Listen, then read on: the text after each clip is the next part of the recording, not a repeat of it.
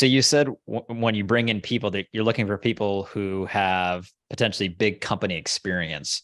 What do you mean by that? And what does that look like when somebody has big company experience? Well, and maybe so to come back, it's people, like I said earlier, I think people are the only sustainable advantage, right? And so Mhm. you've got to make sure that you have a mix of experience, and we have a wealth of smaller company experience in our company, and so you've got to be really choiceful about bringing in people with diverse skill sets or unique skill sets that you wouldn't naturally find, here in the building. We're located in Idaho Falls, Idaho, which is, on the eastern side of Idaho. It's a metro area of probably about 150,000.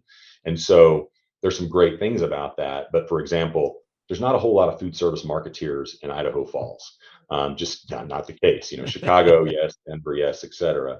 And so when you're looking to bring in, bigger company experience is kind of the word that I used. It's really about somebody who's seen big process and who's seen all the advantages that category and customer and channel management, have in the Kellogg's and Unilever and P&G world, but then be able to also see how do I apply that in a much smaller microcosm, and it can be done. So you're kind of looking for a balance of somebody that has that experience, but also is excited about doing things, differently, and applying that.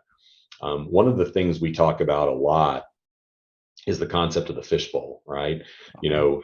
Goldfish only grow as large as their fishbowl.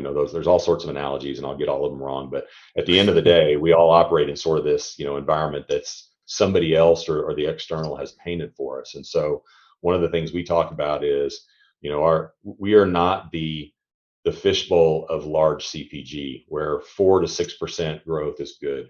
6% is a great year, and not because that's not good, it's because it doesn't have to be good. We, especially in where we are today, we have so much more potential than that.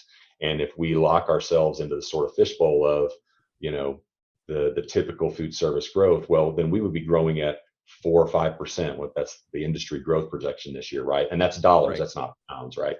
So Right. that's not real.